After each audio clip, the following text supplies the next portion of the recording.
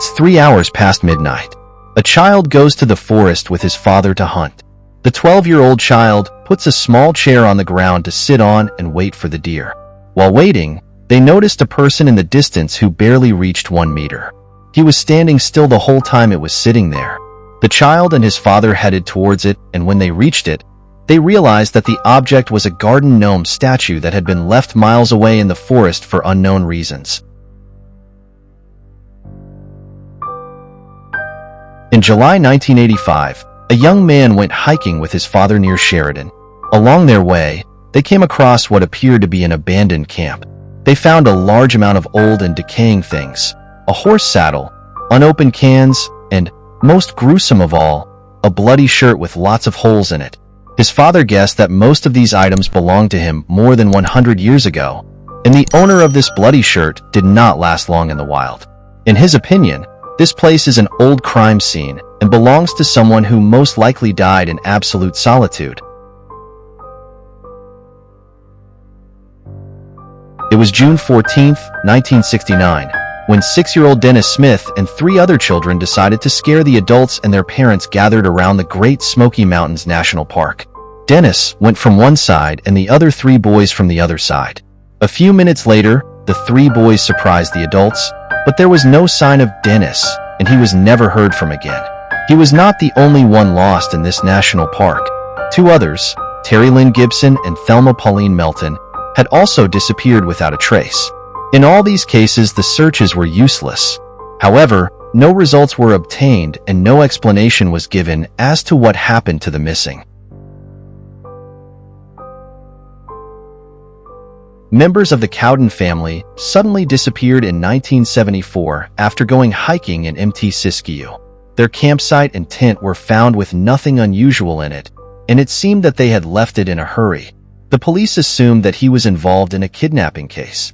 But 7 months after their disappearance, their bodies were found 30 meters away from the campsite. The body of Richard Cowden was tied to a tree while the bodies of his wife and children were hidden under a rock in a nearby cave. Devon Lee, a notorious murderer and rapist who was previously charged with 2 counts of murder, confessed to killing this family some time ago when he was on parole. However, due to the lack of sufficient evidence, no conviction was considered for him. A couple were traveling from British Columbia to San Diego with their dog and set up a tent to rest when they stopped in California. They fell asleep at night, but woke up with a sound at 1 o'clock in the middle of the night. A mysterious whisper that terrified them was heard and told them, "And when the saints appear." After a while, the chant changed to, "You disrespect me when you sleep here, and when you disrespect me, you disrespect the American Marines." After some time, the Nova began to spell the letters of the word escape, and the terrified couple ran away at full speed. They returned to this place the next morning and took the things they had left with them.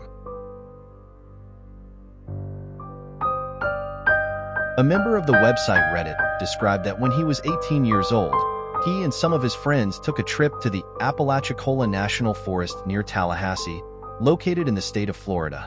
While walking around the camp, they came across an old white man who lived in a van and had his clothes hanging between 2 trees.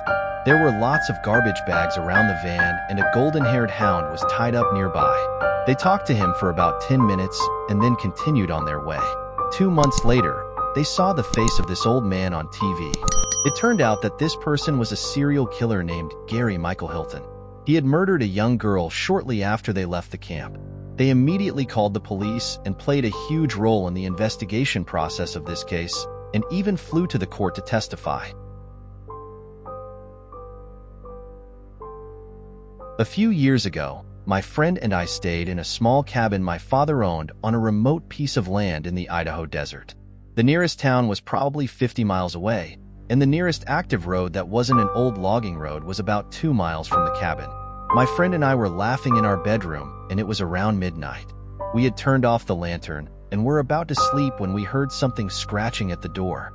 We both raised our heads and said, "Did you hear something?" "Yeah." Then, in the middle of nowhere, in this remote cabin, someone starts knocking on the door. He doesn't say anything, he just knocks on the door. We were both in our 30s, but we were too scared to say anything. We just lay there with our heads up and stared at the door. We did not go out until it was light, and there was nothing near the door to knock on, and no animal tracks. It scares me to even think about it.